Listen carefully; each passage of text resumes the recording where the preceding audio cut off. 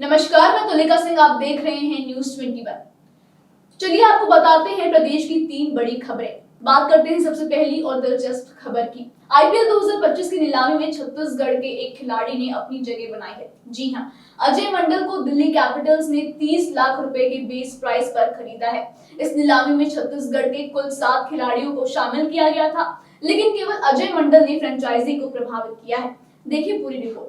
IPL 2025 के mega auction में कुल 577 खिलाड़ियों ने अपनी किस्मत आजमाई, जिसमें से सिर्फ 182 खिलाड़ी नीलाम हुए। इनमें छत्तीसगढ़ के राजनांदगांव से आने वाले अजय मंडल का नाम भी शामिल है। दिल्ली कैपिटल्स ने अजय को 30 लाख के बेस प्राइस पर अपनी टीम में शामिल किया है।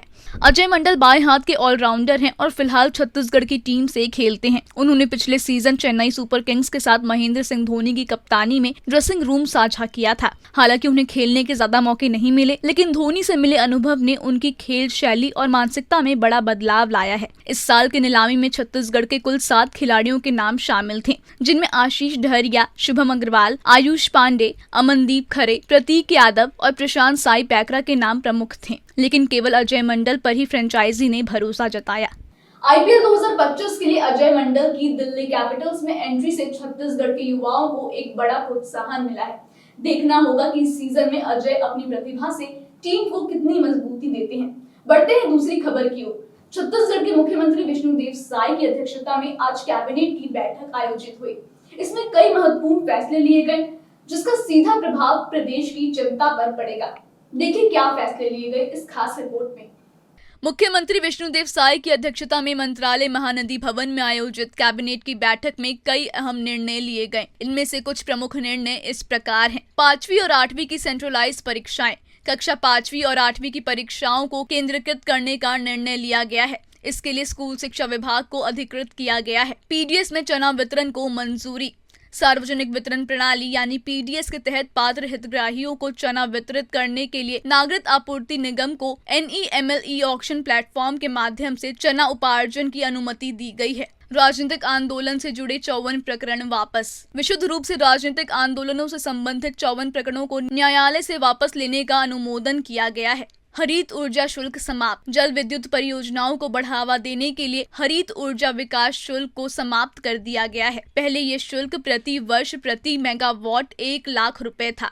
किसानों के लिए उन्नत बीज। राज्य के किसानों को नवीन उन्नत किस्म के बीज उचित मूल्य पर उपलब्ध कराने के लिए भारत सरकार द्वारा implant central nodal seed agency से बीज क्रय की अनुमति दी गई। इसके अलावा हाउसिंग एवं अर्बन डेवलपमेंट कॉरपोरेशन के साथ MOU को भी मंजूरी दी गई है, जिसके तहत अगले 5 वर्षों में राज्य को 1 लाख करोड़ रुपए तक की वित्तीय सहायता और सेवाएं उपलब्ध होंगी। ये सभी फैसले राज्य में शिक्षा, ऊर्जा, कृषि और आवास के क्षेत्र में सुधार लाने की दिशा में मील का पत्थर साबित हो रही हैं। मुख्यमंत्री साय के नेतृत्व में राज्य सरकार जनता के हित में लगातार बड़े कदम उठा रही है।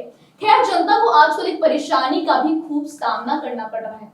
ये समस्या है रेलवे से जुड़ी हुई। लगातार प्रदेश में कोई न कोई कारणवश ट्रेनें कैंसिल हो रही हैं, जिसका सीधा खामियाजा यात्रियों को भुगतना पड़ रहा है।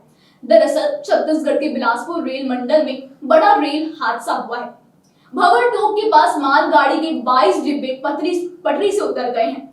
हादसे के कारण कई ट्रेनें रद्द की गई हैं और कुछ के रूट बदले गए हैं। देखिए इस पर ये पूरी रिपोर्ट। छत्तीसगढ़ के बिलासपुर रेल मंडल के खोंगसरा और भनवारटंग स्टेशनों के बीच मंगलवार सुबह करीब 11:11 पर रेल हादसा हुआ। एक मालगाड़ी के 22 डिब्बे पटरी से उतर गए, जिससे अप और डाउन दोनों लाइनों पर रेल परिचालन बाधित हो गया। हादसे में पटरियों और हाई स्टेशन लाइन को भी नुकसान पहुंचा है। रेलवे द्वारा रेस्टोरेशन का कार्य तेजी से किया जा रहा है। इस दौरान कुछ ट्रेनों को रद्द किया गया है, जबकि कुछ को बीच रास्ते में ही रोकना पड़ा है। वहीं 9 ट्रेनों का मार्ग परिवर्तित किया गया है। यात्रियों की सुविधा के लिए रेलवे ने बिलासपुर, रायगढ़, अनूपपुर, शहडोल, उल्लासपुर, दुर्ग, रायपुर और गोंदिया स्टेशनों पर हेल्प डेस्क स्थापित किए हैं।